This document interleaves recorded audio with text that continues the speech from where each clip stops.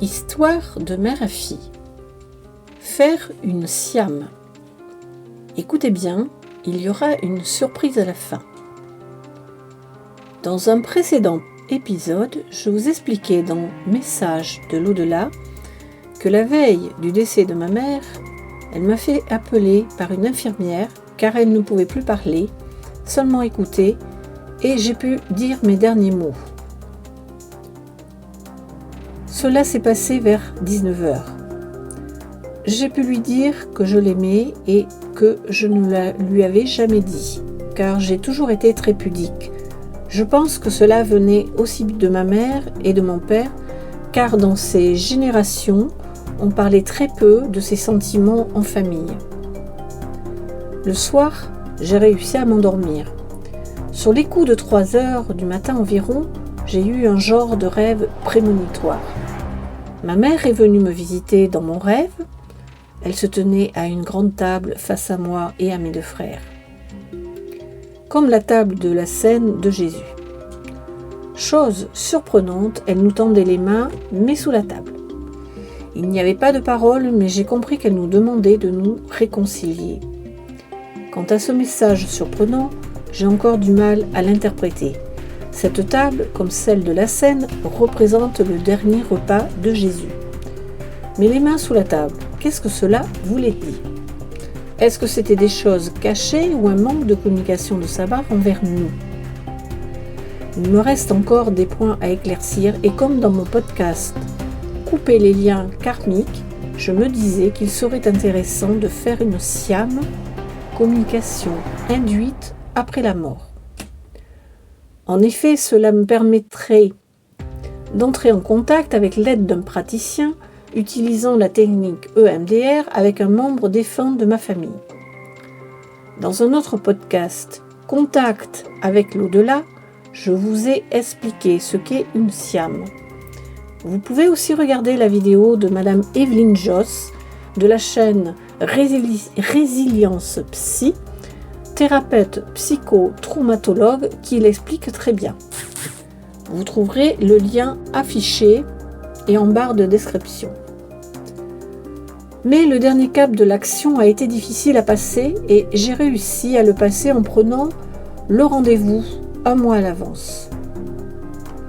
Cela est arrivé il y a 15 jours et j'ai dû aller à Paris car il y a très peu de thérapeutes spécialisés. C'était prévu en 2 séances de 2 heures chacune, le vendredi et le samedi après-midi. La thérapeute qui m'a pris en charge est une psychologue clinicienne spécialisée dans les événements post-traumatiques. C'est une personne douce, prévenante et empathique. Elle m'a immédiatement mise en confiance. En premier, la séance commence par une enquête sur mes problématiques et traumatismes. Comment j'ai ressenti le décès de mes parents il y a 35 ans et notamment celui de ma mère, qui est partie des suites d'un cancer généralisé et pour laquelle je n'ai pas pu lui dire au revoir en présentiel. La deuxième étape consiste à plusieurs séances de MDR. La thérapeute me tapote les genoux de façon rythmée pendant que j'ai les yeux fermés. Cette technique permet au cerveau d'arrêter d'analyser et de faire sortir les traumatismes et les souvenirs douloureux ou désagréables. Dans mon cas, je devais me concentrer sur l'image de ma mère. Quand elle arrête, elle me demande ce qui m'est venu à l'esprit. Après 2 ou 3 sessions de MDR, la thérapeute me questionne sur ce qui se présente. En fin de la première séance de 2 heures, elle entame pour ainsi dire la siam. Pendant qu'elle me tapotait sur les genoux, je devais me concentrer sur ma tristesse, les yeux fermés. Lorsqu'elle cesse, j'attends de voir dans le silence ce qui me vient. J'ai commencé à voir des tourbillons pourpres et brumeux et aussi un chemin gris dans un tourbillon qui serpentait et qui s'éloignait avec quelque chose au bout. J'ai essayé de le suivre sans arriver au bout. La première séance s'est terminée au bout de 2 heures. La prochaine séance devait se faire le lendemain. Le soir même à l'hôtel, j'ai essayé de me préparer pour le lendemain en me disant des mantras tels que « Je lâche prise, où j'accepte ce qui arrive. Le lendemain, à la deuxième séance, nous embrayons directement par 2 ou 3 sessions de MDR, puis de Siam, en me concentrant à nouveau sur ma tristesse et au moment de l'enterrement de ma mère. Il fallait aussi que je lui dise tout ce que je n'avais pas pu lui dire. Comme la séance n'arrive pas à aboutir à la Siam, la thérapeute change de technique par le MDR mais avec les yeux. Il s'agit de suivre un stylo qu'elle présente devant mes yeux, de gauche à droite. Elle me demande de répéter dans ma tête des mantras tels que « je peux m'apaiser »,« je peux me détendre »,« je peux faire mon deuil »,« je peux pardonner »,« je peux lâcher prise ». Là à nouveau, je vois des tourbillons violets avec des tourbillons verts qui essaient de s'entrelacer et de s'immiscer. Mais j'ai aussi des écrans noirs par moments. Au bout d'un certain temps, la thérapeute me demande quelle était la couleur préférée de ma mère et je suis incapable de lui répondre. Elle me demande « ne serait-ce pas le vert ?» En effet, comme moi-même j'étais habillée en couleur violine, le vert pouvait représenter ma mère. En fait, la thérapeute avait senti la présence de ma mère, cependant j'avais trop de résistance de mon côté. Nous avons essayé également d'entrer en contact avec ma grand-mère, mais également sans succès.